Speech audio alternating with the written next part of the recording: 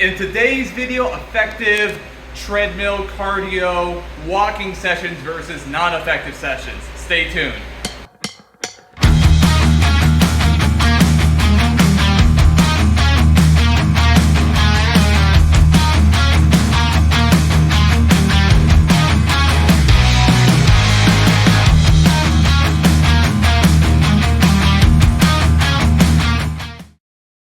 What's going on? Pro Physique coach Berluti here, and today we're going to talk about using the treadmill as an effective modality of cardio versus using it in a way that's not as effective. Okay, so the treadmill walking can really be beneficial for cardiovascular exercise. Cardio should be used to burn calories. That's it. Okay, so we want to be able to recover from it so we can push harder with our weight training sessions, build muscle, use this to burn some calories, and then use our calorie deficit by eating less food from what it takes for us to maintain our weight to make fat loss happen, right?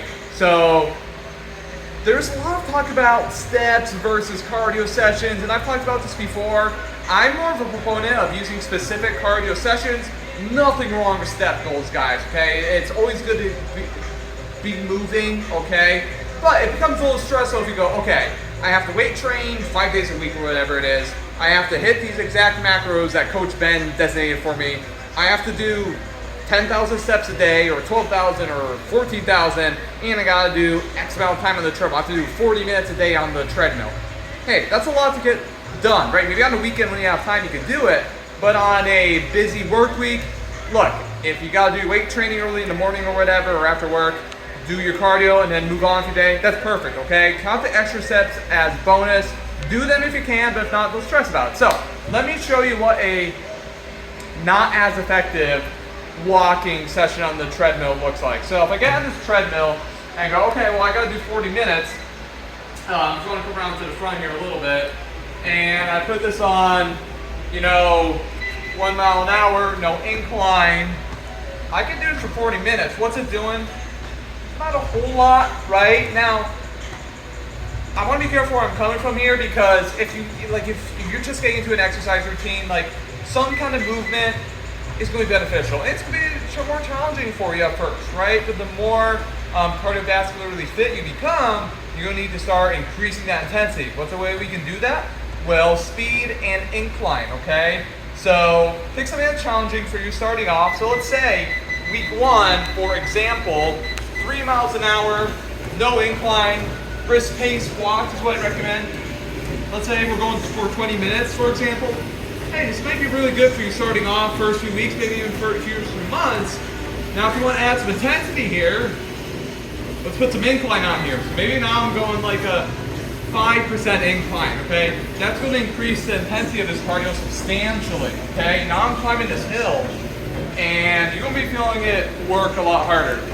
Now you might be asking, how do I know if this is an effective cardio session? Good question. You can track heart rate on the wristwatch or something. I never do. Do you see a watch here? No, right? I use a perspiration test. If I'm sweating while I'm doing my cardio, it's adequate, okay? So I like to really crank the incline, get a pace that gets me walking at a brisk clip, okay? And then I know, okay, now I'm walking fast, okay, it's just shy of a run, right? And I know if I'm going for, let's say my target is 30 minutes, I'm gonna be sweating, okay? It's gonna be dripping off of me. My breathing rate's gonna go up like it is now. But if I wanted to sing, I could, right? If I wanted to hold a conversation with someone next to me, I could, right? If I wanted to talk on the phone, I could.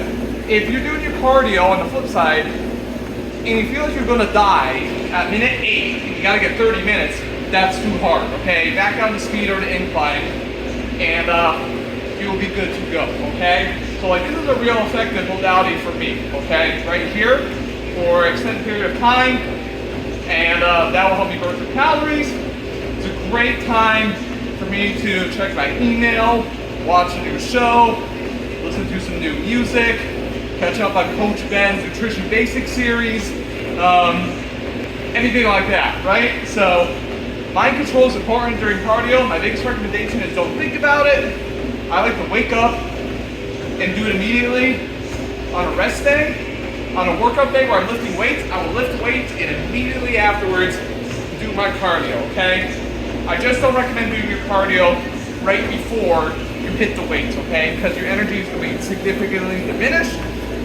You can do cardio before you exercise if you do it later in the day. So let's say, for example, or at separate times. Let's say you do cardio first thing in the morning, 6 a.m., 5 p.m., you're going to lift weights for an hour. Fully fine. You have 11 hours in between. Time to get in some meals. You will be recovered, right? Just don't do it immediately before. But I'm going to stop now because I'm getting tired. That's an effective cardio session. Look, use a treadmill to your advantage. It's a great low impact modality of cardio that you can crank the intensity up to a point that is very effective. Take care.